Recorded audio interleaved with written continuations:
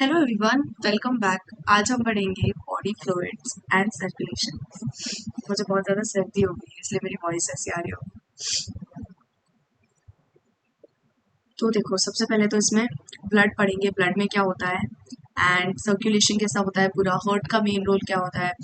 और हाँ, यही सारी चीज़ें पढ़ेंगे। हमारी हार्ट की कार्डियक साइकिल कैसे होती है और वो सब। फर्स्ट तो है ब्लड।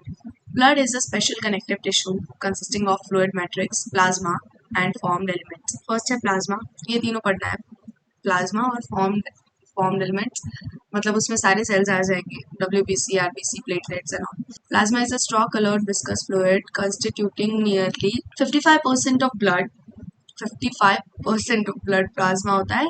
और प्लाज्मा कैसे बना है? प्लाज्मा 92% वाटर ही है एंड प्रोटीन्स है 6 to 8%। प्रोटीन्स कौन से है? तीन: फिब्रिनोजेन, ग्लोब्युलिन्स, एल्बुमिन्स। फिब्रिनोजेन क्लॉटिंग में आते हैं काम, ग्लोब्युलिन्स डिफेंस में काम आते हैं और एल्बुमिन्स ऑस्मोटिक बैलेंस में काम आते हैं। Are the major proteins. Fibrinogens are needed for clotting and coagulation of blood. Globulin are primarily involved in defense mechanism of body and albumins help in osmotic balance. वही बोला मैंने। Plasma also contains small amounts of minerals like Na+, Ca2+, Mg2+, bicarbonate, chlorine, glucose, amino acids, lipids। ये सारी चीजें भी एकदम small amount में plasma में present है। Are also present in plasma as they are always translate in body. Factors for coagulation or clotting of blood are also present in plasma in inactive form।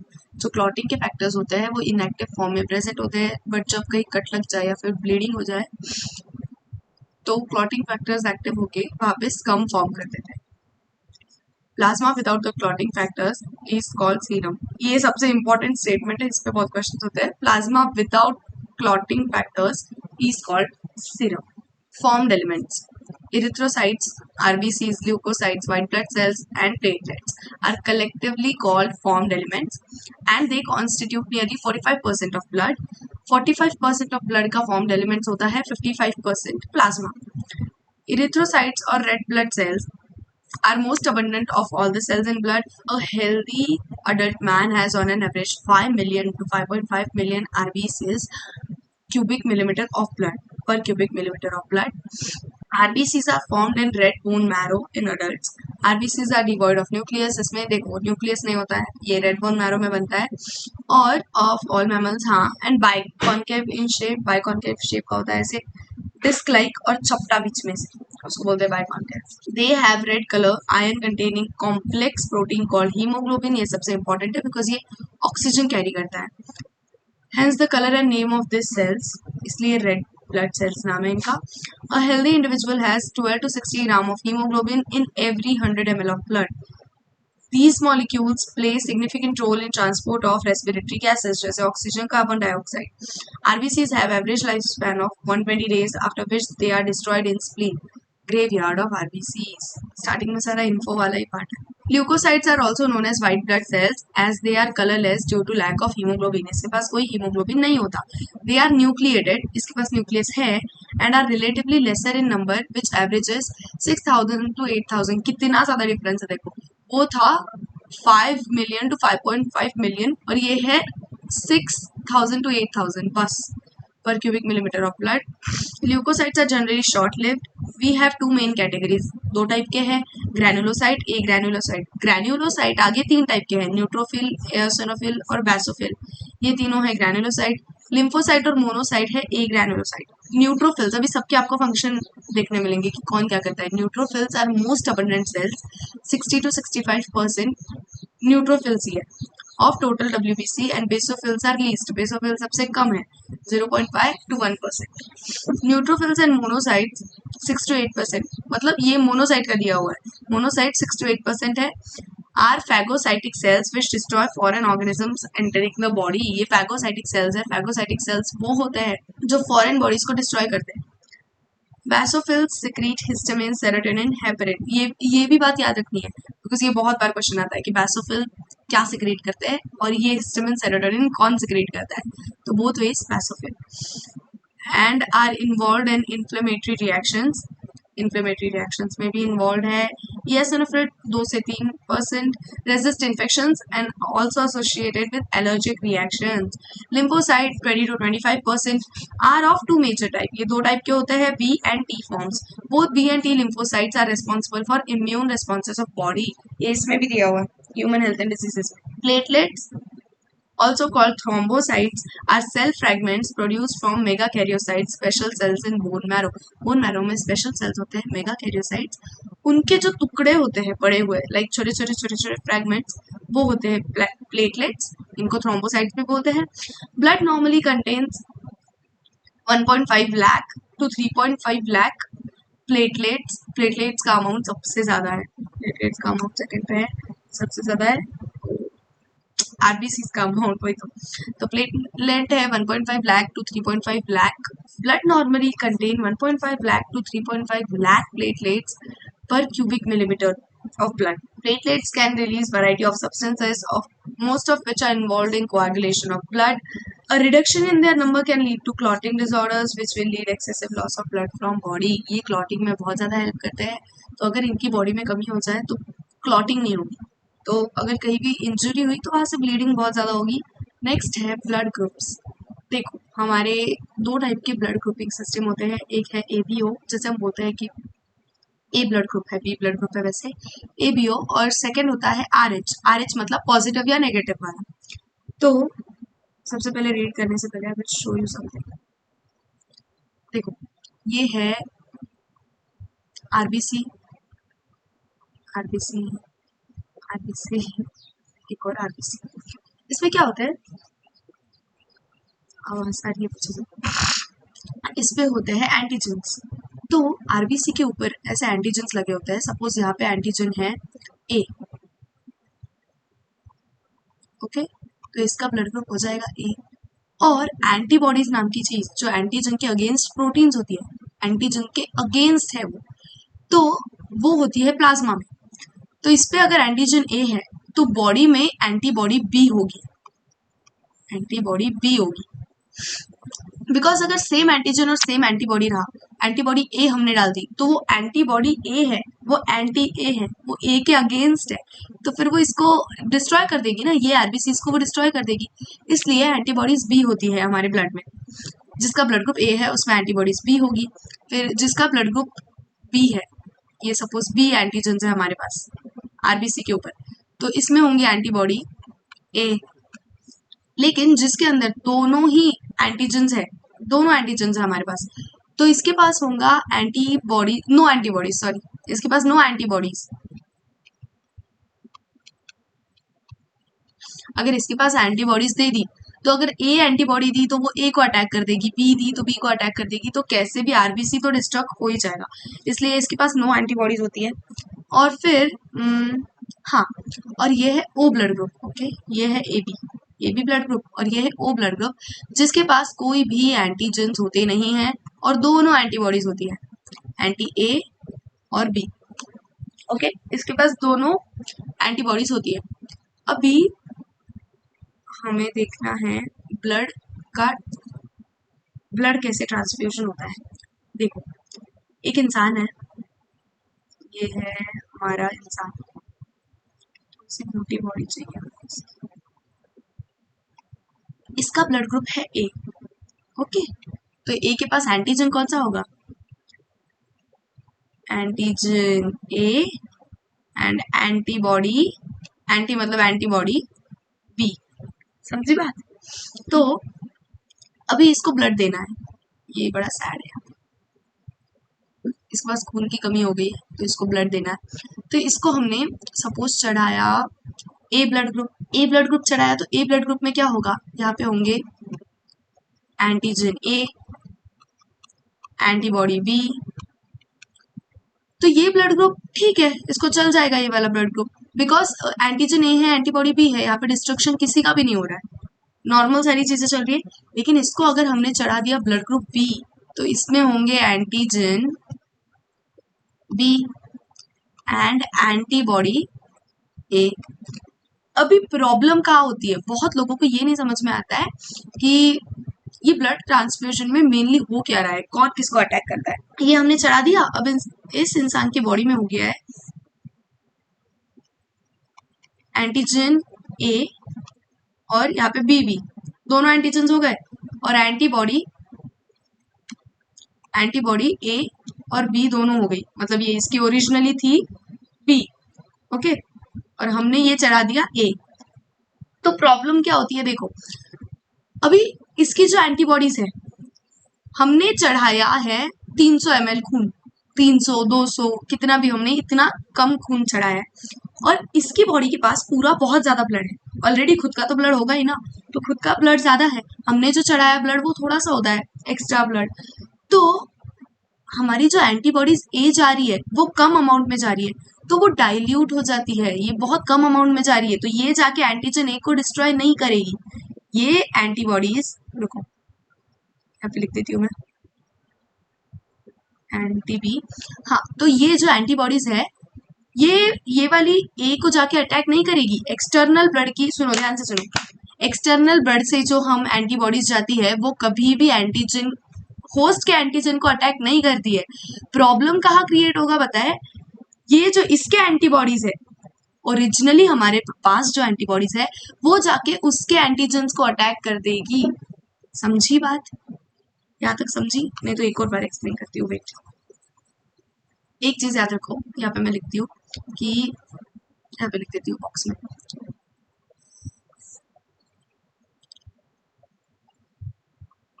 External antibodies host के antigen पे attack हो गया है, attack नहीं करती है,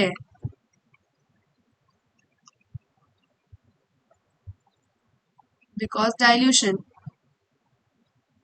हो जाता है, बहुत कम अमाउंट में एंटीबॉडीज जा रही है, तो वो क्या ही अटैक करेगी होस्ट के, अभी सपोज मेरा ब्लड ग्रुप है ए और मेरी बॉडी में तुमने बी चढ़ा दिया, तो बी के अंदर आ जाएंगे एंटीबॉडीज ए, अभी इतनों से एंटीबॉडीज मेरे पूरे बॉडी के ब्लड को कैसे अफेक्ट करेगी, वो डाइल्यूट हो जाएगी, लेकिन मेरे पास भरपूर अमाउंट में एंटीबॉडीज भी है, मेरी पूरी बॉडी में मस्त ब्लड में बहुत सारी एंटीबॉडी भी है, और आ रहा है एंटीजन बी, तो फिर मेरी एंटीबॉडीज एंटीजन बी पे अटैक कर देगी ना, तो प्रॉब्लम वहां क्रिएट होती है, इसलिए कभी भी ए इंसान को बी ब्लड ग्रुप नहीं चढ़ाया जा सकता, बी इंसान को ए ब्लड ग्रुप नहीं चढ़ाया जा सकता।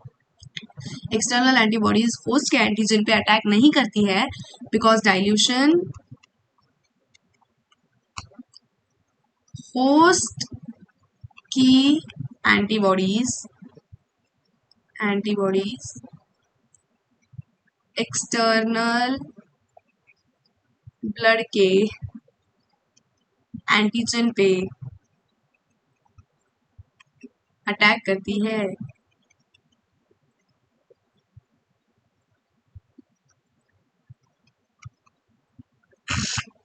इतनी बात समझी, ये डब्बा आप याद रख लेना। तो अभी हमने इसको दूसरा ब्लड चढ़ाया, इसको हम ए चढ़ा सकते हैं, ए दे दिया तो ये खुश हो जाएगा, मतलब ए ब्लड ग्रुप चलेगा। फिर और कौन डोनेट कर सकता है ब्लड, हमने सुना है कि ओ जो है वो यूनिवर्सल डोनर है, तो अभी ये अंडरस्टैंड करो क्यों। ओ के अंदर क्या है, एंटीजन तो है ही नहीं, नो एंटीजन, एंटीबॉडी है ए एंड बी दोनों। अभी बताओ मैं ये ओ ब्लड ग्रुप इसको चढ़ा सकती हूँ या नहीं, मैं ओ ब्लड ग्रुप इसको चढ़ा सकती हूँ, बिकॉज मेरे पास देखो यहाँ पे जो एंटीबॉडी ए एंड बी है ये मेरे ब्लड ग्रुप में जाएंगी, लेकिन ये कम अमाउंट में है, तो क्या हो जाएगा, यहाँ पे मैंने बताया डाइल्यूशन हो जाएगा, तो ये एंटीबॉडीज मेरे एंटीजन ए को अटैक नहीं करेगी, और मेरी एंटीबॉडी भी है तो वो एंटीजन को अटैक करने वाली थी, लेकिन एंटीजन है ही नहीं, तो इसलिए ओ ब्लड ग्रुप सबको चलता है, ओ ब्लड ग्रुप सबको चलता है, बिकॉज एक्सटर्नल एंटीबॉडी कभी भी होस्ट के एंटीजन को अटैक नहीं करती है। प्रॉब्लम क्रिएट होता है होस्ट की एंटीबॉडी एक्सटर्नल एंटीजन को अटैक करती है। माय गॉड, मैं इतनी बार रिपीट कर चुकी हूँ, अभी अगर नहीं समझा तो फिर से बैक जाके देखो मैं कितनी बार बोलूँ। हाँ, तो इस रीजन इसको बोलते हैं ABO blood grouping system. ABO grouping is based on presence of two surface antigen chemicals that can induce immune response. ये आप रीड कर लेना, देयर इज नथिंग मोर। और देखो सेम ब्लड, सेम एंटीजन और एंटीबॉडी एक ब्लड में आ गए तो हो जाती है प्रॉब्लम्स ऑफ क्लम्पिंग, आरबीसी का डिस्ट्रक्शन, द डोनर्स कंपैटिबिलिटी। देखो कौन कौन डोनेट कर सकता है। ब्लड ग्रुप ए को एंटीजन ए होगा तो एंटीबॉडी बी होगी, तो इसको डोनेट कौन कर सकता है, ए एंड ओ। हमने अभी भी देखा ओ यूनिवर्सल डोनर क्यों बन के बैठा है। फिर बी को B antigen, A antibody, B और ओ कर सकता है। ए बी को ए और बी एंटीजन होते हैं, नो एंटीबॉडीज, तो A B O. A B ना यूनिवर्सल रेसिपिएंट है, मतलब ये सबसे ले सकता है। देखो इसको कौन कौन डोनेट करेगा, इसको सभी डोनेट कर सकते हैं। और ओ में एंटीजन तो है ही नहीं, एंटीबॉडीज ए एंड बी है, इसको ओ ही डोनेट कर सकता है, तो ओ को और कोई डोनेट कर ही नहीं सकता है blood. From the above mentioned table it is evident that O blood group can be donated to person with any other blood group and hence O group individuals are called universal donors. Person with AB group can accept blood from persons with AB as well as other groups. AB universal recipient है, O universal donor है। Next है RH grouping system, ये positive और negative वाली चीज है। Another antigen RH antigen similar to one present in rhesus monkey, इसलिए इसका नाम RH पड़ा है बिकॉज rhesus monkey में भी ये प्रेजेंट है।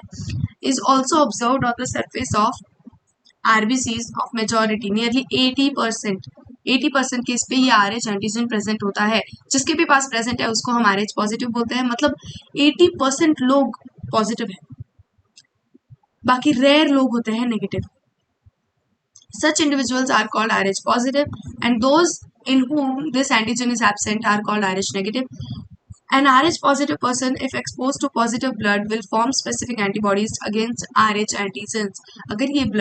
अगर ब्लड एक दूसरे से इंट्रोड्यूस किया RH पॉजिटिव नेगेटिव पर्सन का पॉजिटिव पर्सन से, मतलब एक नेगेटिव इंसान है, ओके, इसके पास कोई भी एंटीजन नहीं है, ये RH नेगेटिव है, इसमें हमने थोड़ा सा RH पॉजिटिव का ब्लड डाल दिया, तो अभी एंटीजन्स आ गए, फिर बॉडी प्रोड्यूस करेगी एंटीबॉडीज, तो इसलिए प्रॉब्लम क्रिएट होती है। अब हम आगे पढ़ेंगे भी वो इरिथ्रोब्लास्टोसिस फीटलिस, ये भी मैं पूरा एक्सप्लेन करूंगी आपको। Therefore, RH group should be matched before transfusion, तो ये भी मैच करना जरूरी है, जैसे ABO मैच करना जरूरी है कि किसका किसको दें, वैसे ये भी मैच करना जरूरी है।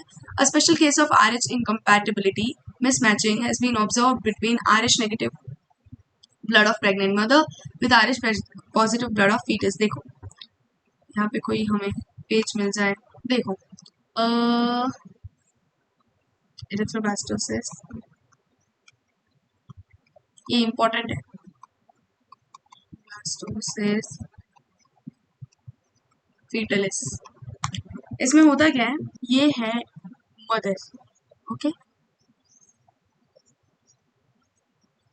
ये है मदर, ये अर्थवर्म दिख रहा है ऐसा खड़ा हुआ, हाँ, तो देखो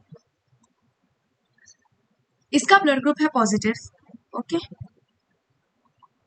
सॉरी इसका ब्लड ग्रुप है नेगेटिव, इसका ब्लड ग्रुप है नेगेटिव, तो इसके पास कोई भी RH एंटीजन है ही नहीं, तो RH नाम की जो चीज है उसका कुछ भी नहीं है इसके पास, no antigen no antibody, she is negative. लेकिन इसका जो बेबी है, इसका जो बेबी है वो है पॉजिटिव, बेबी का ब्लड ग्रुप पॉजिटिव है।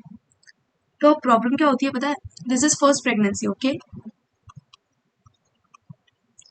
फर्स्ट प्रेगनेंसी, तो प्रॉब्लम क्या होगी, नॉर्मली तो ब्लड ट्रांसफर नहीं होता है, बट जब बेबी बॉर्न होगा और जब बेबी का बर्थ होता है डिलीवरी के टाइम पे थोड़ा सा ब्लड मिक्स हो जाता है, थोड़ा सा ब्लड मिक्स होता है तो मदर की बॉडी में थोड़ा सा बेबी का ब्लड चले गया, तो अभी ये जो मदर है इसके पास अभी तक तो कोई RH के लिए एंटीजन एंटीबॉडी नहीं थी, लेकिन अभी इसमें चला गया RH का ब्लड, मतलब RH के एंटीजन्स चले गए बेबी से, तो ये बेबी तो बॉर्न हो गया, लेकिन मदर की बॉडी में क्या है, अभी मदर की बॉडी में बन गए एंटीबॉडी RH, मदर की बॉडी में अभी बन गया है antibody RH, and now when she will be again pregnant, जब सेकेंड प्रेगनेंसी होगी तब क्या होगा, वेट, अभी इसकी बॉडी में है एंटीबॉडी RH, मतलब एंटीबॉडी पॉजिटिव ब्लड के अगेंस्ट। अभी जब इसका जो सेकेंड बेबी है इसका भी ब्लड ग्रुप पॉजिटिव है, इसके पास एंटीजन्स है पॉजिटिव वाले, इसके पास RH वाले एंटीजन्स है, उसको हम ब्लड ग्रुप पॉजिटिव बोलते हैं। तो डिलीवरी के टाइम जब फिर से ब्लड मिक्स होगा, सेकेंड बेबी के डिलीवरी के टाइम जब फिर से ब्लड मिक्स होगा, तो एंटीबॉडीज RH जो मदर की बॉडी में ऑलरेडी बन रखी है वो चली जाएंगी बेबी की बॉडी में, और बेबी के पास ऑलरेडी वो ब्लड है RH पॉजिटिव वाला ब्लड, और RH के अगेंस्ट एंटीबॉडीज चल जाएगी, तो इससे बेबी की हो जाएगी डेथ, इससे बेबी की डेथ हो जाती है। तो इसलिए इसको बोलते हैं एरिथ्रोब्लास्टोसिस फीटलिस। तो इसको प्रिवेंट करने के लिए, प्रोटेक्ट नहीं, बेबी को प्रोटेक्ट और इस पूरे ड्रामा को प्रिवेंट करने के लिए एक मेडिसिन थी, ये आपके सिलेबस में है नहीं बट मुझे याद है तो मैं लिख देती हूँ। रोगैम नाम की एक मेडिसिन होती है, तो ये रोगैम नाम का इंजेक्शन ये मदर को चढ़ा देते हैं, तो उससे ये सारा ड्रामा प्रिवेंट होता है और उससे बेबी की डेथ नहीं होती है। तो यही था पूरा। Now we will read. RH antigens of fetus do not get exposed to RH negative blood of mother in the first pregnancy, as two bloods are well separated by placenta. However, during delivery of the first child, there is possibility of exposure of maternal blood to small amounts of RH positive blood from fetus. अब fetus का RH positive blood मम्मा के blood में mix होगा, तो मम्मा की body तो antibodies create कर लेगी, तो वो बना लेती है एंटीबॉडीज। फिर सेकेंड बेबी के टाइम जब ब्लड मिक्स होता है तो ये एंटीबॉडीज उधर जाके फिर फाइट होती है और फिर बेबी की डेथ हो जाती है। In such cases the mother starts preparing antibodies against RH antigen in her blood. In case of her subsequent pregnancy the RH antibodies of mother RH negative can leak into blood of foetus and destroy foetal RBCs। Foetus की RBCs destroy हो जाएगी, इसलिए baby की death होती है। This could be fatal to foetus और could cause severe anemia and jaundice to the baby. This condition is called erythroblastosis fetalis. This can be avoided by administering RH negative antibodies to mother immediately after delivery of first child. जैसे ही baby की delivery होती है, वो जो रोगैम injection होता है उसमें anti-RH होती है, एंटीबॉडीज RH, तो वो चढ़ा देते हैं। नेक्स्ट है coagulation of blood. You know that when you hurt yourself, देखो जब भी आप आपको हर्ट कर लेते हो या फिर कैसे भी आपको हर्ट हो जाता है और कट लग जाता है, वाउंड लग जाता है, तो ब्लीडिंग होती है, तो वो ब्लीडिंग कंटिन्यूअसली नहीं होती, वो स्टॉप हो जाती है और वहाँ पे स्कम आ जाता है। तो वो कैसे होता है, वो कोएगुलेशन कैसे होता है वही देखेंगे। ब्लड एक्सिबिट्स कोएगुलेशन और clotting in response to injury और trauma. This is a mechanism to prevent excessive loss of blood from body. You would have observed a dark reddish brown scum formed at the site of cut or injury over a period of time. It is a clot or coagulum formed mainly of networks of threads called fibrins, in which dead and damaged formed elements of bloods are trapped. Fibrins are formed by conversion of inactive fibrinogens in plasma by enzyme thrombin. Fibrinogen किससे बने हैं? Thrombin ने fibrinogen को fibrin में convert किया with the help of calcium and thrombin. Thrombins in turn are formed from another inactive substance present in plasma called prothrombin. Prothrombin से thrombin किसने बनाया? Thrombokinase ने. An enzyme complex thrombokinase is required for above reaction. This complex is formed by a series of linked enzymic reactions cascade process involving a number of factors present in the plasma in inactive states. An injury or trauma stimulates platelets in the blood to release certain factors which activate mechanism of coagulation. Injury और trauma ही ये सारा process activate करती है। Certain factors released by the tissue at the site of injury can also initiate coagulation. Calcium ions play very important role in clotting. देखो lymph क्या होता है, आपकी जो arteries veins है वो आगे जाके एकदम छोटी छोटी कैपिलरीज में डिवाइड होती है। ये है सपोज आपकी artery, तो ये आगे चल के ऐसे कैपिलरी में डिवाइड हो रही है। ओके, छोटे छोटे छोटे छोटे कैपिलरीज में डिवाइड हो रही है। फिर होता क्या है, यहाँ से जो ब्लड है, अभी हम कोई ऑर्गन तक पहुंच गए, तो यहाँ से जो ब्लड के अंदर प्रोटीन्स एंड ऑल होते हैं वो ये वाली साइड रह जाते हैं, और जो प्लाज्मा है, प्लाज्मा उसके साथ लाइक बहुत सारे अदर फैक्टर्स प्लाज्मा के साथ वो इधर पास होते हैं, इधर ये इंटरस्टिशियल स्पेस है, तो वो यहाँ पे ऐसे ना फ्लूइड फॉर्म हो जाता है बहुत सारा, उसमें जाता है प्लाज्मा, मतलब प्लाज्मा ही है बेसिकली वो प्लाज्मा। WBC सिर्फ जो प्रोटीन्स होते हैं वो ये वाली साइड रह जाते हैं, RBCs भी ये वाली साइड रह जाते हैं। इसकी लाइनिंग है यहाँ पे जो सेल्स है उसके बीच में वाले पोर्स से ये जो प्लाज्मा है वो वहाँ उस साइड पास हो गया तो यहाँ पे इंटरस्टिशियल फ्लूइड बन जाता है, इसको टिश्यू फ्लूइड भी बोलते हैं क्योंकि ऑर्गन्स के उधर टिश्यूज के साइड हो रहा है ना ये, तो इसको बोलते हैं टिश्यू फ्लूइड भी बोलते हैं इसको। और ये ही बेसिकली लिम्फ होता है, यही लिम्फ है, ये चीजें पास करने के लिए होता है कि लाइक टिश्यू को कुछ प्रोवाइड करने के लिए एंड ऑल। और लिम्फ में बहुत सारी चीजें होती है। As the blood passes through capillaries in tissues, some water along with many small water soluble substances move out into the spaces between cells of tissues, leaving larger proteins, most of the form elements of blood vessels। सारे जो formed elements है वो यहाँ पे रह जाएंगे and उधर सिर्फ प्लाज्मा एंड ये पास होगा, क्या बोलते हैं, my God, मेरी आंखों में प्लाज्मा और छोटी छोटी थोड़ी बहुत चीजें सॉल्युबल सब्सटेंसेस वहां पे पास हो जाएंगी। This fluid released out is called interstitial fluid और tissue fluid. It has same mineral distribution as that in plasma, same होता है प्लाज्मा के जैसे ही। देखो मेन चीज अभी मैं जो बोल रही हूँ, प्लाज्मा पास हो गया, प्लाज्मा पास हो गया। प्लाज्मा क्या है, 90% वाटर है, तो यहाँ पे उन्होंने क्या बोला है कि some water along with many small water soluble substances, तो that is it is what it is, तो वही बोला मैंने आपको। Exchange of nutrients and gases between blood and cells always occur through this fluid। Nutrients का exchange blood और sales के बीच में ये फ्लूइड के थ्रू होता है। तो ब्लड वेसल जहाँ भी छोटे छोटे ऑर्गन्स तक, टिश्यूज तक पहुंच रही है, ये फ्लूइड के थ्रू उनका न्यूट्रिएंट का एक्सचेंज, जो भी उसको चाहिए लेना देना, वो सब उनका वैसा चालू है। An elaborate network of vessels called lymphatic systems collect this fluid and drains it back to major veins। उसको major veins में वापस से भेज दिया जाता है। The fluid present in lymphatic system is called lymph। Lymph is colorless fluid containing specialized lymphocyte which is responsible for immune responses of body। Lymph is also an important carrier of nutrients, hormones, etc। Fats are absorbed through lymph in lacteals present in interstitial villi। वो इसमें digestion में बताया वाला है कि interstitial विलाय वहाँ पे lymphatic vessels होते हैं। Lymph is also an important carrier of nutrients and hormones, ये बहुत सारे न्यूट्रिएंट्स हार्मोन्स कैरी करता है। Fats are absorbed through lymph in lacteal. Digestion में बताया वाला है कि इंटरस्टिशियल विलाय के वहाँ पे लैक्टील्स होते हैं, तो वहाँ पे लिम्फ के थ्रू फैट्स एब्सॉर्ब किए जाते हैं।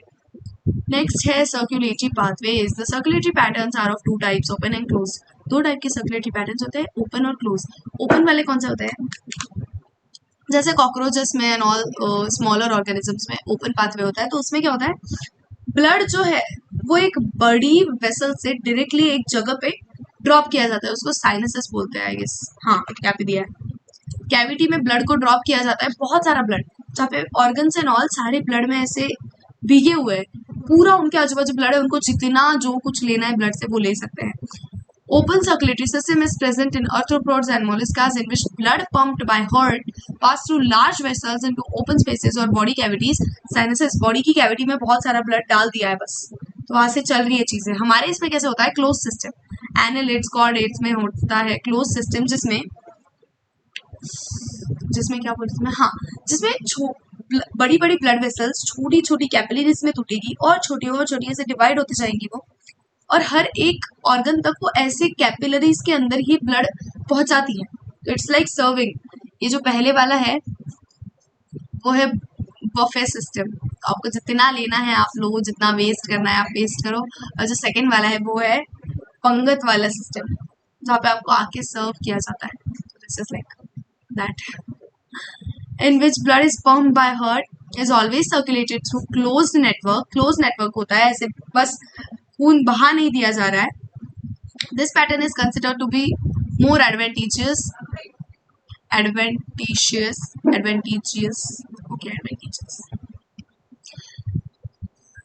This pattern is considered to be more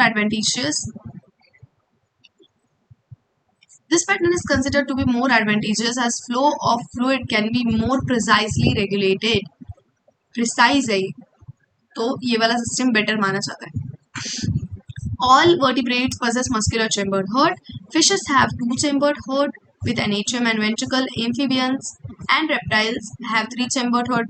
देखो फिशेस में दो चेम्बर वाला हर्ट होता है, एम्फीबियंस और रेप्टाइल्स में तीन चेम्बर वाला हर्ट होता है, लेकिन जो क्रोकोडाइल है वो रेप्टाइल्स में आता है, लेकिन उसका भी हर्ट ह्यूमंस बर्ड्स के जैसे 4 चेम्बर वाला होता है। तो 4 चेम्बर हर्ट सिर्फ बर्ड्स में है, ह्यूमंस में है एंड क्रोकोडाइल में। और मैमल्स में है, सॉरी सॉरी, ब्लड बर्ड्स में, ह्यूमंस में, मैमल्स में, हम भी मैमल्स में आते हैं, और crocodile with two atria and single ventricle. Three chamber में two atria होंगे, single ventricle. Whereas crocodiles, birds, mammals possess four chamber heart, two atria, two ventricle. In fishes, heart pumps out deoxygenated blood, which is oxygenated by gills and supplied to the body parts. Whereas deoxygenated blood is returned to the heart. देखो ये है heart, कैसे draw करूँ मैंने इसमें, तो ठीक है रुको, ये है heart. ओके ये जो heart है ये यहाँ पे atria है. ओके और ऐसा वेंट्रिकल है. ऐसा हर्ट नहीं ड्रॉ करेंगे अपन, पूरा डब्बा ही ड्रॉ कर लेते हैं, बिकॉज ऐसे भी हर्ट वैसा रहना तो है नहीं. तो ये है एट्रिया, ये है वेंट्रिकल. ओके तो ये है यहाँ पे गिल्स. ओके ये गिल्स है. तो क्या होता है यहाँ से, मतलब यहाँ से आगे छोटी छोटी छोटी छोटी कैपिलरीज में होके एंड ऑल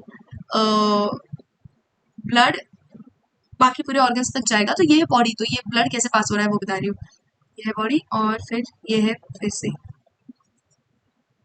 तो क्या होगा, सबसे पहले बॉडी से ब्लड आएगा, मतलब ये साइकिल तो कंटिन्यू चालू है. ब्लड आ रहा है, ये है CO2 वाला डीऑक्सीजनेटेड ब्लड. ये हार्ट में आया, वेंट्रिकल में आया, वेंट्रिकल ने जोर से बूम से पंप किया. देखो हार्ट का काम इतना ही है, heart is a motor, motor kind of heart का काम है कि ब्लड जोर से पंप करना कि दूर दूर तक पूरी बॉडी में कोने कोने तक ब्लड जा पाए. तो हार्ट का वो काम है. ये हार्ट में ब्लड आया, एट्रियम में आया, एट्रियम ने वेंट्रिकल को दिया, वेंट्रिकल ने ब्लड गया ऊपर. अभी भी इस ब्लड में है CO2, मतलब ये है डीऑक्सीजनेटेड, ये भी है डीऑक्सीजनेटेड. फिर ये गया गिल्स के पास. अभी गिल्स का काम तो रेस्पिरेशन है, तो गिल्स के पास ऑक्सीजन होगी. गिल्स के पास ऑक्सीजन थी तो इसने CO2 को बाहर फेंक दिया, ऑक्सीजन ले ली. ये एक्सचेंज होता है यहाँ पे, ऑक्सीजन ले ली. अभी ऑक्सीजन वाला ब्लड, ये आपको वो वाले चैप्टर में भी है, रेस्पिरेशन वाले चैप्टर में है मे बी, हाँ उस वाले चैप्टर में है कि ये पास कैसे होता है, हीमोग्लोबिन पे ऑक्सीजन कैसे बैठता है एंड ऑल, वो सारी चीजें. तो यहाँ पे ऑक्सीजनेटेड ब्लड हो गई है. ये ऑक्सीजनेटेड ब्लड जाती है बॉडी के पास, तो बॉडी के सारे सेल्स और टिश्यूज को ऑक्सीजन की जरूरत है, वो ऑक्सीजन की जरूरत पूरी हो गई. और CO2 एक वेस्ट प्रोडक्ट है, उसको हम बाहर ऐसे फेंक रहे हैं, तो इसको बोलते हैं 2 चेम्बर. तो ये 2 चेम्बर वाला सिस्टम मैंने आपको बताया, जो अभी अभी मैंने लाइन रीड की वो यही था, 2 चेम्बर वाला system. In fishes the heart pumps out deoxygenated blood. Heart ने डीऑक्सीजनेटेड ब्लड पंप आउट किया, which is oxygenated by gills. Gills से जाके हमने ऑक्सीजनेट कर लिया ब्लड को and supplied to the body parts from where deoxygenated blood is return to the heart. Single circulation, इसको बोलते हैं सिंगल सर्कुलेशन. नेक्स्ट है in amphibians and reptiles left atrium receives oxygenated blood. ये होगा incomplete double circulation. रुको ये read करने के पहले मैं आपको ड्रॉइंग करके बताती हूँ. ये है कैसे, हाँ यहाँ पे है आपके लंग्स, लंग्स. ओके और ये है एक एट्रिया, 2 एट्रिया, एक वेंट्रिकल. तो ये हो गया 3 चेम्बर. और यहाँ पे है बॉडी. तो क्या होता है, बॉडी से ब्लड आता है डीऑक्सीजनेटेड यहाँ से अंदर. ओके और यहाँ से ऊपर से आता है ऑक्सीजनेटेड ब्लड, लंग्स से आएगा ऑक्सीजनेटेड ब्लड. तो ये है O2 वाला, ये है CO2 वाला. दोनों ब्लड वेंट्रिकल में जाके मिक्स हो जाते हैं. बुरी बात यही है कि दोनों ब्लड जाके वेंट्रिकल में मिक्स हो जाते हैं. और अभी ये एट्रिया का जो ब्लड नीचे गया वो ऊपर पंप होगा, तो ये है CO2 वाला ब्लड. मोस्टली इसमें देखो CO2 ही है, लेकिन इसमें ऑक्सीजन भी मिक्सड होती है.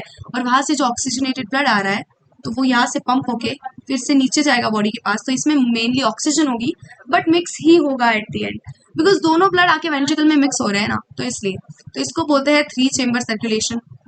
और 3 चेम्बर सर्कुलेशन, और क्या बोलते हैं इसको, incomplete double circulation. Incomplete double circulation यहाँ पे दे रखा है. तो क्या लिखा है, in amphibious reptiles left atrium receives oxygenated blood from gills, lungs, skin. Right atrium gets, कहा गया, हाँ right atrium gets deoxygenated blood from other parts of body. However, they get mixed up in single ventricle which pumps out mixed blood. ये mixed blood pump out कर रहा है जो body के पास जा रहा है. तो इसमें CO2 भी है, लेकिन ये भी है क्या कहते हैं इसमें CO2 भी है और ऑक्सीजन भी है, दोनों है यहाँ पे। फिर in birds and mammals oxygenated and deoxygenated. रुको, इन बर्ड्स एंड मैमल्स से बाद में पढ़ेंगे, मैं पहले आपको डबल सर्कुलेशन बता देती हूँ।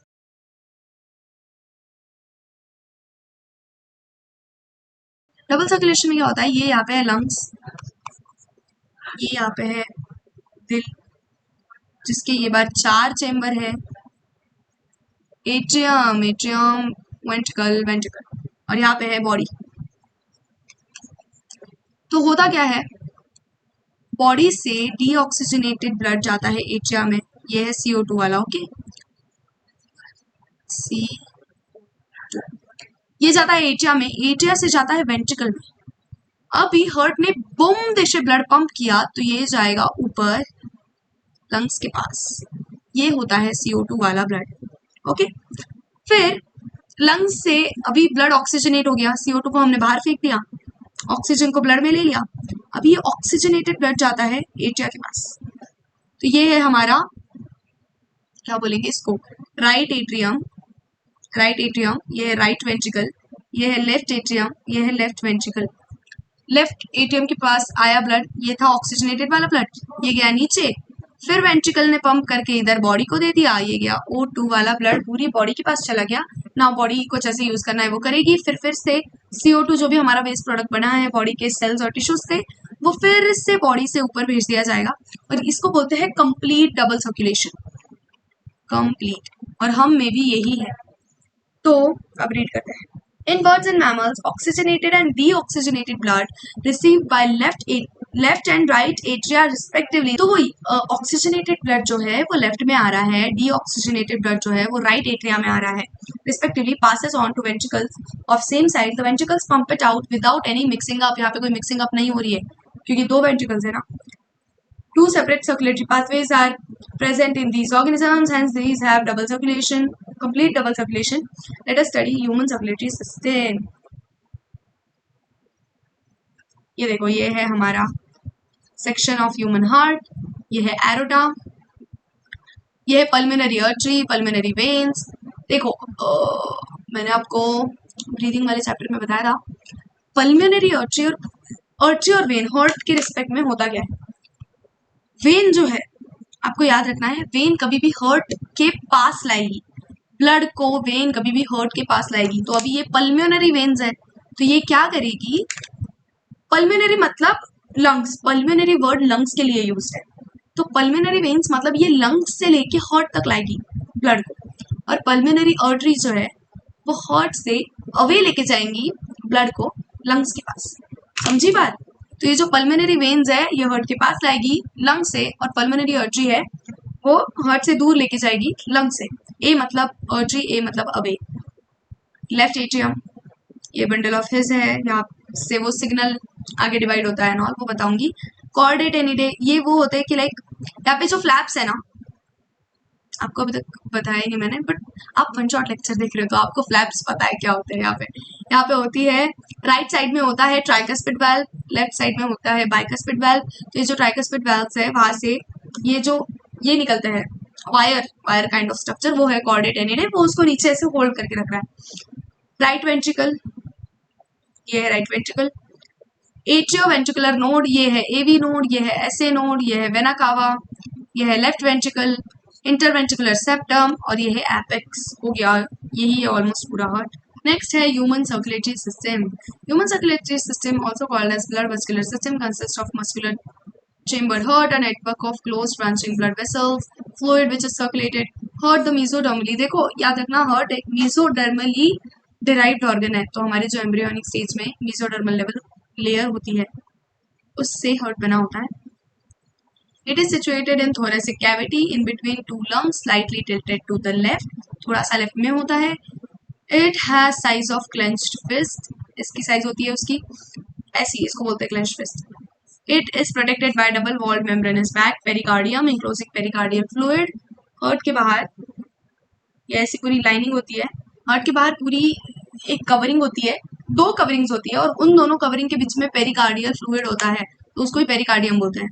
Our heart has 4 chambers, 2 relatively small upper chambers called atria and 2 lower chambers called ventricles।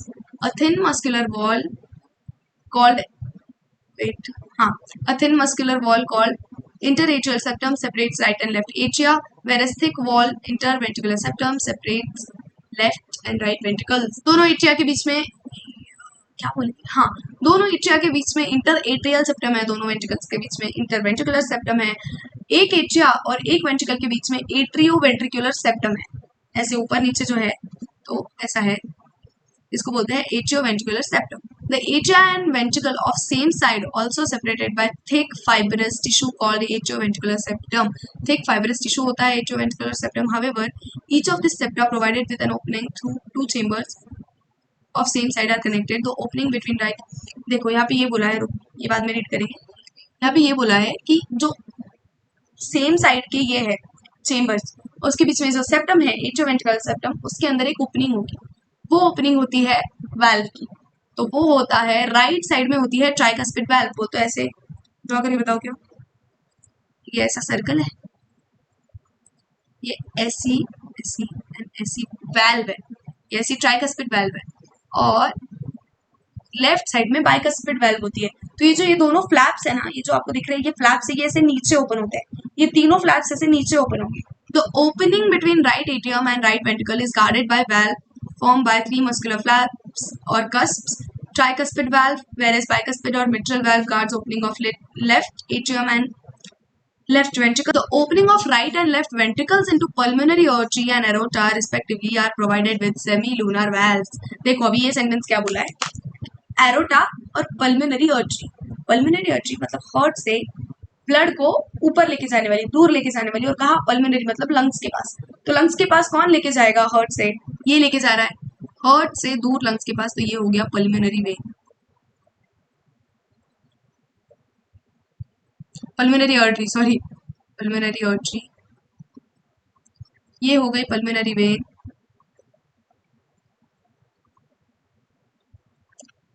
ये यहां से जो लेके जाता है वेंट्रिकल के पास से, इसको बोलते हैं एरोटा, इसको एरोटा बोलते हैं, और इसको वेना कावा. समझी बात, ब्लड कैसे है, तो इसको बोलते हैं एरोटा, इसको बोलते हैं वेना कावा. तो इन्होंने यहाँ पे बोला कि सेमीलूनर वेल्व्स कहाँ पे होगी, ये वेंट्रिकल से पल्मोनरी आर्टरी के पास जा रहा है, वेंट्रिकल पंप करेगा ब्लड, तो इस वाले रास्ते में यहाँ पे होती है सेमीलूनर वेल्व्स. हार्ट से ब्लड निकलने के बाद यहीं पे होती है सेमीलूनर वेल्व्स. ओके, ये एक है सेमीलूनर वेल्व, और दूसरी है यहाँ से वेंट्रिकल से निकलते टाइम यहाँ पे एक वेल्व होगी, मतलब बैक फ्लो प्रिवेंट करने के लिए. The valves in heart allow the flow of blood only in one direction, that is from atria to ventricle and from ventricles to pulmonary artery और aorta. These valves prevent any back flow. तो इसलिए सेमिलूनर valves भी है, और ये वाली valves भी इसीलिए है कि वन डायरेक्शन में फ्लो हो, बैक फ्लो ना हो. So next is heart का आगे का part. The entire heart is made up of cardiac muscles. The walls of ventricle are much thicker than that of atria. Ventricle के walls बहुत ज़्यादा thick होते हैं as compared to atria. The specialized cardiac musculature called nodal tissue is also distributed in the heart. देखो SA node और AV node वो कैसे distributed है देखते हैं. A patch of this tissue is present in right upper corner of right atrium called SA node. ये होता है pacemaker. जो SA node है वो ही मेन है. वेट आई शो यू कहाँ पे प्रेजेंट होता है. देखो ये है ऐसे node, upper right corner of right atrium, ये राइट एट्रियम के अपर राइट कॉर्नर में प्रेजेंट होता है. ये है एवी नोड. ऐसे नोड से सिग्नल्स पास होते हैं और फिर वो एवी नोड तक जाते हैं. एवी नोड बाकी इसमें सब में सिग्नल्स को स्प्रेड करता है थ्रू बंडल ऑफ हिस और पर्किंजे fibres. Another mass of this tissue is seen in, ये नोडल टिश्यू की बात हो रही है, वो होता है lower left corner of right atrium. आपको इसकी लोकेशन याद रखनी है, अपर राइट कॉर्नर में होगा ऐसे node. Lower left corner of right atrium, देखो दोनों राइट एट्रियम में ही है. Atrioventricular septum called atrioventricular node, AV node. A bundle of nodal fibers, atrioventricular bundle, continues from AV node, passes through atrioventricular septa to emerge on top of interventricular septum and immediately divide. दोनों इसमें divide हो जाते हैं, right and left bundle, उसको बोलते हैं bundle of his. These branches give rise to minute fibers. Bundle of His आगे जाके और minute fibers में डिवाइड होते हैं, उसको बोलते हैं रिस्पेक्टिव साइड्स को, तो अलग अलग जगह उसको बोलते हैं Purkinje fibers. The nodal musculature has ability to generate action potential without any external stimuli. इसीलिए heart auto excitable है, because ऐसे नोड जो होता है, ऐसे नोड और AV नोड दोनों खुद से जनरेट कर सकते हैं एक्शन पोटेंशियल, और ऐसे नोड मेनली जनरेट करता है. However, the number of action potential that could be generated in a minute vary different parts of nodal system. ऐसे नोड कितने जनरेट करता है देखो, 70 to 75. इसलिए हमारा दिल ऑन एन एवरेज 72 बार धड़कता है 1 मिनट में. कार्डियक साइकिल, ये है कार्डियक साइकिल, ये है 0.1 सेकेंड, ये है 0.3 सेकेंड, और ये है 0.4 सेकेंड. टोटल कार्डियक साइकिल होती है 0.8 सेकेंड्स की. आपको याद रखना है, टोटल कार्डियक साइकिल होती है 0.8 सेकेंड्स की. उसमें से 0.4 सेकेंड चलता है जॉइंट डायस्टोल. अभी इन वर्ड्स का मीनिंग देखते हैं. सिस्टोल मतलब कॉन्ट्रैक्शन, मतलब डीपोलराइजेशन. देखो सेम मीनिंग नहीं होता है, बट डीपोलराइजेशन, बट ये ऑलमोस्ट करस्पॉन्डिंग है, ऐसे समझ लो आप. तो इसलिए systole contraction, depolarisation, diastole. Systole मतलब कॉन्ट्रैक्शन ही होता है, डायस्टोल मतलब रिलैक्सेशन, रीपोलराइजेशन. अभी ये ऐसे याद रखना है इन तीनों का मीनिंग. अभी क्या होता है, ये जो फर्स्ट 4 सेकेंड होते हैं स्टार्टिंग में, जो हर्ट है, देखो अभी हर्ट शांति से बैठे वाला है. पहले जो 4 सेकेंड है एक हार्ट बीट के, उसमें हर्ट जॉइंट डायस्टोल में होता है. मतलब एट्रिया और वेंट्रिकल दोनों भी कॉन्ट्रैक्ट नहीं कर रहे हैं. एट्रिया वेंट्रिकल दोनों भी कॉन्ट्रैक्ट नहीं कर रहे हैं. देखो स्टार्टिंग से होता क्या है, हर्ट का पूरा साइकिल होता है 0.8 सेकेंड का. जो हमारा दिल धड़कता है वो होता है 0.8 सेकेंड का साइकिल. अभी सबसे पहले क्या हो रहा है, ध्यान से एकदम इमेजिन करो आप. बॉडी से डीऑक्सीजनेटेड ब्लड हर्ट में आया, लंग्स से ऑक्सीजनेटेड ब्लड हर्ट में आया. दोनों कहाँ पे आ रहे हैं, एट्रिया में. अभी एट्रिया के बीच में के जो सेप्टम है, सेप्टम नहीं, वाल्व्स है, वाल्व्स वो क्लोज्ड है. वाल्व्स क्लोज्ड है. राइट साइड वाली ट्राइकस्पिड वाल्व क्लोज्ड है, लेफ्ट साइड वाली भी बाइकस्पिड वाल्व क्लोज्ड है. अभी हाँ, हर्ट में ब्लड आ गया, एट्रिया में अभी ब्लड भरा हुआ है. इमेजिन करो आप, एट्रिया में अभी बहुत सारा ब्लड भरा हुआ है. अभी उस ब्लड के वेट से, ब्लड के प्रेशर से वाल्व खुलती है, धीरे से वाल्व खुलती है. एट्रिया कॉन्ट्रैक्ट नहीं कर रहा है, ओके, एट्रिया कॉन्ट्रैक्ट नहीं कर रहा है, वेंट्रिकल कॉन्ट्रैक्ट नहीं कर रहा है.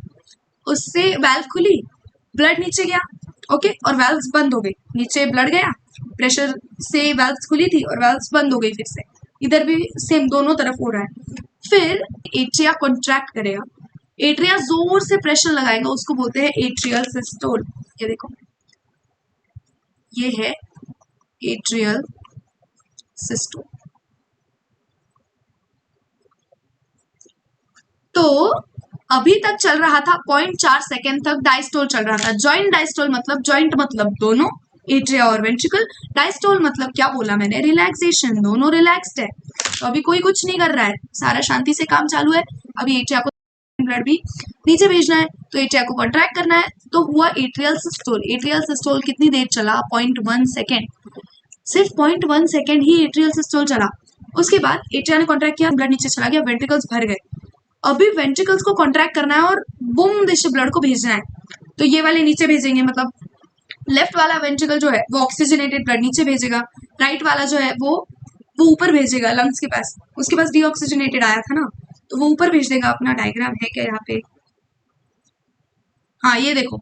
तो ये वाला जो लेफ्ट वाली साइड है, ये ब्लड को वेंट्रिकल नीचे भेजेगा बॉडी के पास ऑक्सीजनेटेड, और जो राइट वाली साइड है वो डीऑक्सीजनेटेड ऊपर भेजेगा. तो ऐसे वेंट्रिकल्स का कॉन्ट्रैक्शन होता है, उसको क्या बोलते हैं, वेंट्रिकुलर सिस्टोल. इसको बोलते हैं वेंट्रिकुलर सिस्टोल. तो ये है पूरा हर्ट का साइकिल. आप होप आपको समझ में आया. How does the heart function? Let us take a look. To begin with, all 4 chambers of heart are relaxed. They are in joint diastole. जैसे मैंने बताया, मैंने जो पूरा साइकिल बताया ना, वही यहाँ पे लिखा है. But still I'm reading. Bicuspid valves are open. Blood from pulmonary veins and vena cava flows into left and right ventricle respectively through left and right atria. रुको एक सेकेंड, आई थिंक मैं वो वाला भी डायग्राम एक्सप्लेन कर देती हूँ, फिर ये रीड करेंगे. यहाँ से आपको बेटर समझ में आएगा. सबसे पहले तो ये लर्न कर लो, पल्म्यूनरी वेन मैंने बताया ये कैसे, हार्ट से जो दूर लेके जाता है अवे उसको बोलते हैं अर्टरी, और किसके पास लेके जा रहा है लंग्स के पास, तो वो हो जाएगा पल्म्यूनरी। और पल्मोनरी वेन मतलब हार्ट के पास लाने वाला। फिर यहाँ पे क्या होगा, ये होगा हार्ट के पास लेके आ रहा है लंग्स से, तो ये होगा O2 ऑक्सीजनेटेड, ये है CO2 डीऑक्सीजनेटेड, और ये है CO2 डीऑक्सीजनेटेड बॉडी से आ रहा है। तो हाँ, तो मैं क्या बोल रही थी, हाँ, तो हार्ट से जो ब्लड ऑक्सीजनेटेड ब्लड नीचे जाता है वो डॉर्सल एरोटा के थ्रू जाता है, डॉर्सल एरोटा बोलते हैं इसको, और जिससे आता है उसको बोलते हैं वेना कावा। तो आपको ये चारों इसके नाम भी याद रखने हैं। और क्या बता रही थी मैं, हाँ, तो ब्लड देखो, यहाँ से आया डीऑक्सीजनेटेड ब्लड, राइट एट्रियम में गया, उसी टाइम पे यहाँ से आया ऑक्सीजनेटेड ब्लड, वो गया लेफ्ट एट्रियम में, तो ये दोनों भर गए ब्लड से। वही साइकिल जो मैंने बताई अभी होगी। 0.1 सेकेंड में एट्रिया कॉन्ट्रैक्ट किया, सारा ब्लड आ गया वेंट्रिकल्स में, वेंट्रिकल्स भर गए, वेंट्रिकल्स ने 0.3 सेकेंड तक अपना वेंट्रिकुलर सिस्टोल मतलब कॉन्ट्रैक्शन शुरू रखा, और उसमें लेफ्ट वेंट्रिकल से ब्लड नीचे जाएगा बॉडी की तरफ, राइट वेंट्रिकल से ब्लड ऊपर जाएगा लंग्स की तरफ। आई होप मैंने सारी चीजें प्रॉपर्ली समझाई। The semilunar valves are closed at this stage. अभी ये सेमिलुनर वेल्व्स मतलब उधर वाले, ये इधर वाले होते हैं सेमिलुनर वेल्व्स, यहाँ पे, और इस वेंट्रिकल से निकल के यहाँ पे, तो वो वाले वेल्व्स अभी क्लोज है। The SA node now generates action potential which stimulates both atria undergo simultaneous contraction. Atrial systole, this increases flow of blood into ventricles by about 30%. वो 30% बचा हुआ गया. The action potential is conducted to ventricular side by AV node. AV bundle from which bundle of His transmits it through entire musculature. देखा हमने bundle of His. This causes ventricular muscles to contract. Ventricular systole. The atria undergoes relaxation diastole coinciding with ventricular systole. Ventricular systole increases ventricular pressure causing closure of tricuspid valve. Cuspid valve अभी close हो गई, तो फिर से atria से फिर से ventricle से ब्लड एट्रिया में ऊपर नहीं जाएगा, वाल्व्स एक ही तरफ खुलती है, वो है नीचे की साइड। अभी वाल्व जैसे क्लोज हो गए, तो अभी नीचे बहुत सारा ब्लड है, वो जोर से प्रेशर लगा के सेमिलुनर वेल्व्स की वो वाली वे से जाएगा। Bicuspid valve due to attempted backflow. As the ventricular pressure increases further, semilunar valves guarding the pulmonary artery, right side of aorta, left side forced open, allowing the blood in the ventricles to flow through these vessels into circulatory pathways. I think ये आपको खुद को read करना चाहिए, मैंने वही पूरी cycle बताई है, यहाँ पे रीड करने जैसा कुछ है भी नहीं, और मैं रीड भी करूंगी तो आपको कुछ समझ नहीं आएगा, बिकॉज वही वो चीजें लिखी है, वो रीड करते टाइम कोई और रीड करता है तो समझती नहीं है। आप खुद एनसीईआरटी रीड करो,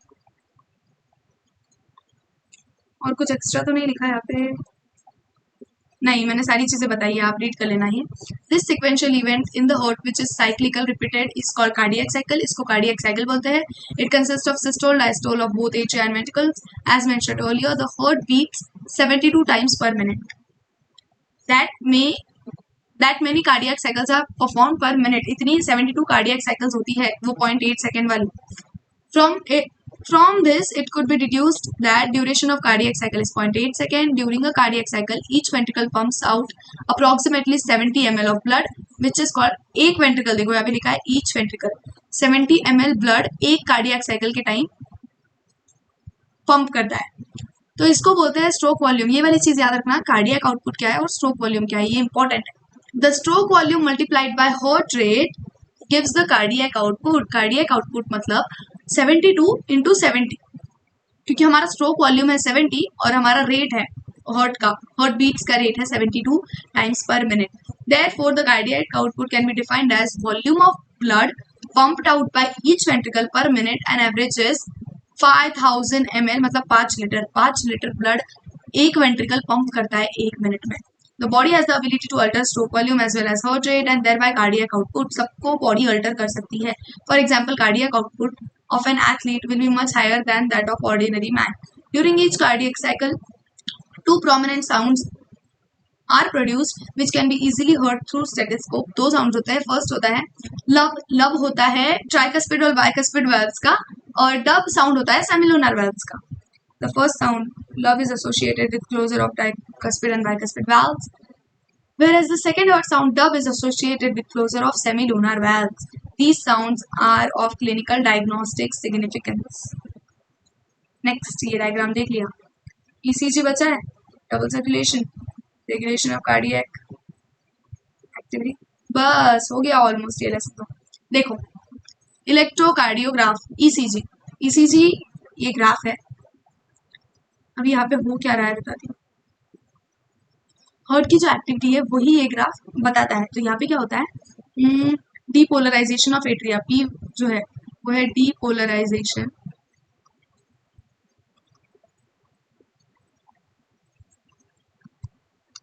डीपोलराइजेशन का मीनिंग मैंने आपको बताया, वो है कॉन्ट्रैक्शन।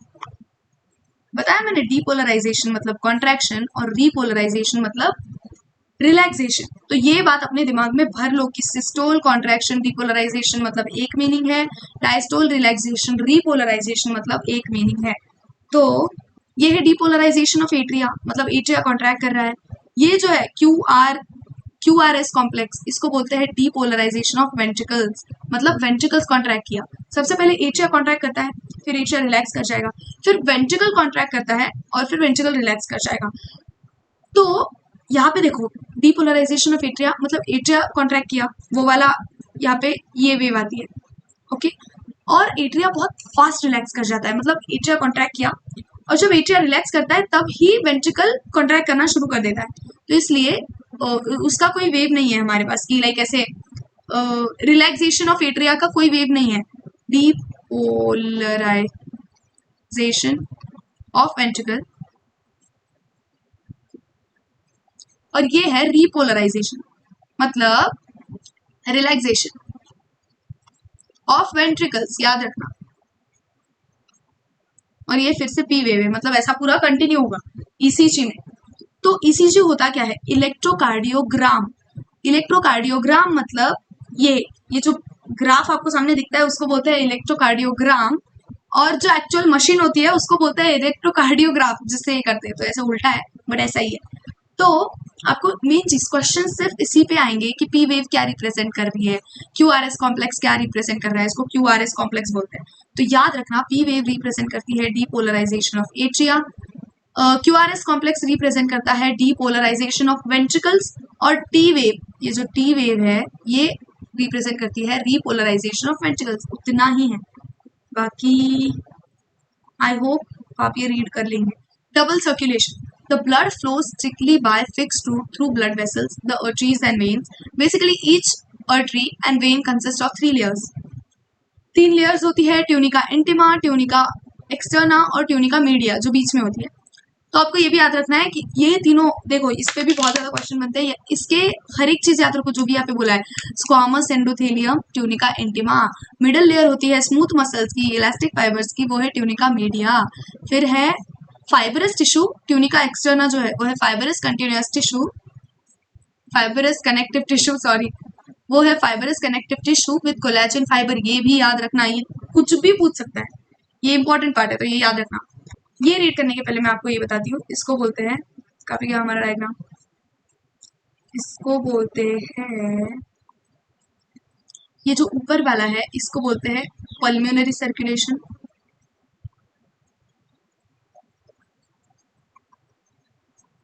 मतलब हार्ट और लंग्स के बीच में का, उसको बोलते हैं पल्मोनरी सर्कुलेशन। और इसको बोलते हैं सिस्टेमिक सर्कुलेशन, सिस्टेमिक सर्कुलेशन मतलब हार्ट और बॉडी के बीच में का। तो डॉर्सल एरोटा का एक और नाम क्या है, देखो डॉर्सल एरोटा मतलब ब्लड इधर आ रहा है, ब्लड हार्ट से दूर जा रहा है तो ये क्या होगा, आर्टरी। और नीचे बॉडी को हमने सिस्टेमिक नाम दिया है तो ये हो गई सिस्टेमिक आर्टरी, और ये हो गई वेना कावा, हो गया सिस्टेमिक वेन, क्योंकि ये बॉडी से, सिस्टेमिक बिकॉज बॉडी से, और वेन बिकॉज हार्ट के पास लेके जा रहा है। अभी वो रीड कर लेते हैं, कुछ भी नहीं दिया है वहां पे भी, मैंने पूरा आपको जो हार्ट का साइकिल एक्सप्लेन किया वही लिखा है। और यहाँ पे ये इतना तो मैंने रीड कर लिया, और ये वही चीजें जो मैंने आपको सर्कुलेशन बताया ये पूरे पैराग्राफ में वही दिया है। एंड में, हाँ एंड में ये देखो हेपेटिक पोर्टल सिस्टम, एक बार ये बता देती हूँ फिर वो क्या है यहाँ का पूरा आप रीड करना एनसीईआरटी।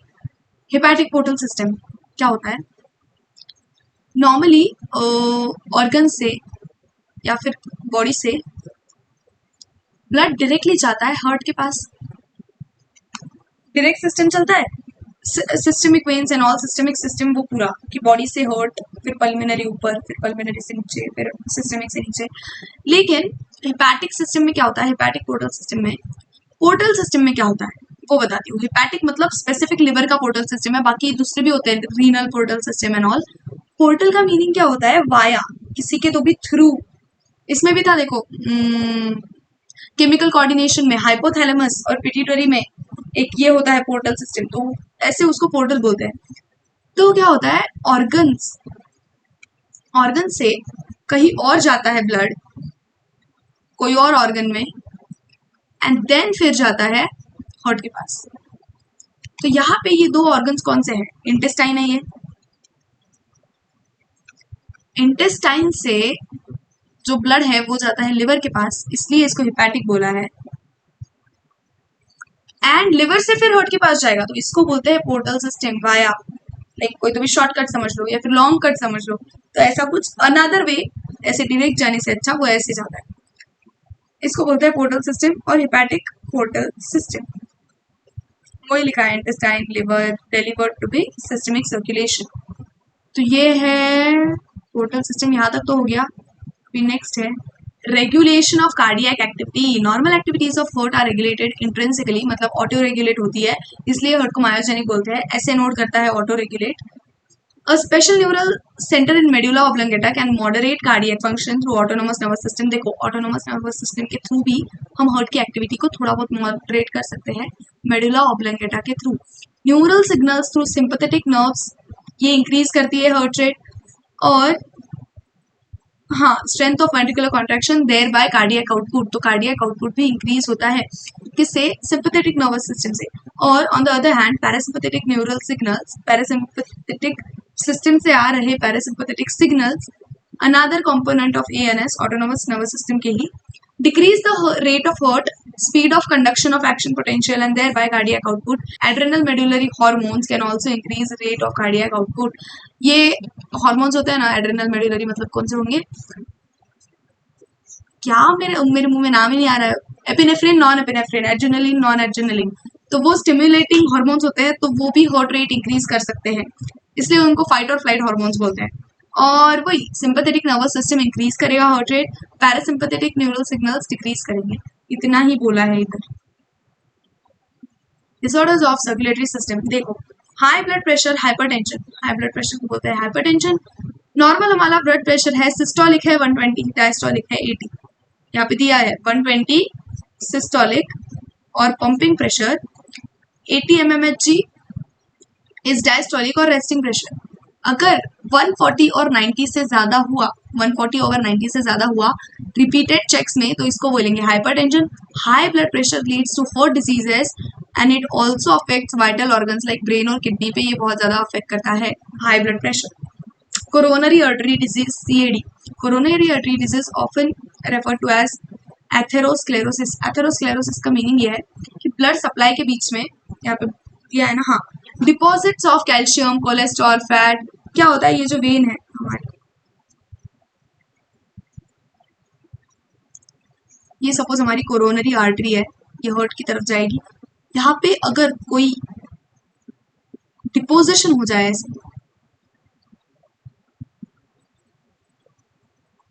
ऐसी इसके अंदर डिपोजिशन हो गई, तो अभी ब्लड को जाने के लिए रास्ता नहीं है, यहाँ से ब्लड अटक जाएगा, तो इसकी वजह से प्रॉब्लम क्रिएट होता है।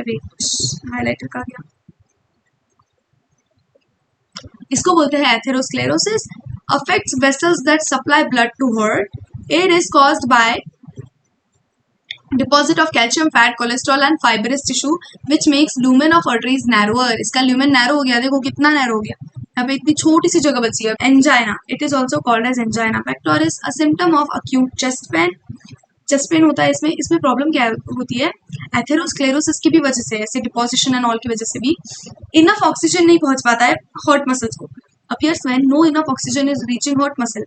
Angina can also occur in men and women of any age but more common in middle age, बूढ़े लोगों में या फिर मिडिल एज में ज़्यादा कॉमन है। It occurs due to conditions that affect blood flow, ये कंडीशन भी ब्लड फ्लो अफेक्ट कर रही है।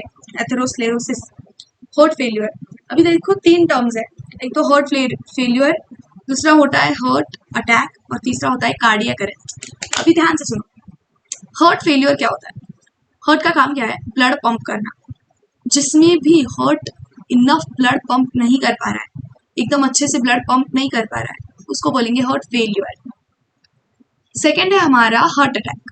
हार्ट अटैक में क्या होता है, हार्ट के मसल्स डैमेज हो जाते हैं, तो इसलिए हार्ट स्टॉप नहीं होता है बीट करना, बट उसके मसल्स डैमेज हो गए, तो उससे होता है हार्ट अटैक। और थर्ड है, थर्ड क्या था, हाँ, कार्डियक अरेस्ट। कार्डियक अरेस्ट मतलब हार्ट रुक गया है, हार्ट स्टॉप। तो ये तीनों टर्म आपको याद रखनी है। हार्ट फेल्यूर मतलब क्या बोला मैंने, heart is not pumping blood effectively. Heart attack मतलब हार्ट के मसल्स डैमेज्ड है, और कार्डियक अरेस्ट मतलब heart stop pumping. Heart failure means the state of heart when it's not pumping blood effectively to meet body की needs, body को जितना needed है उतना अच्छे से ये नहीं कर रहा है.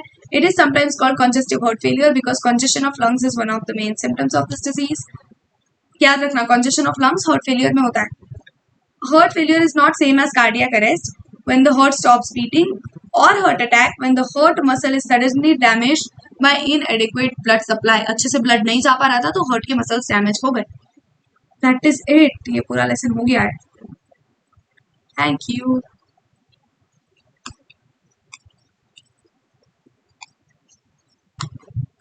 Bye bye. एक बार NCERT अच्छे से रीड कर लेना.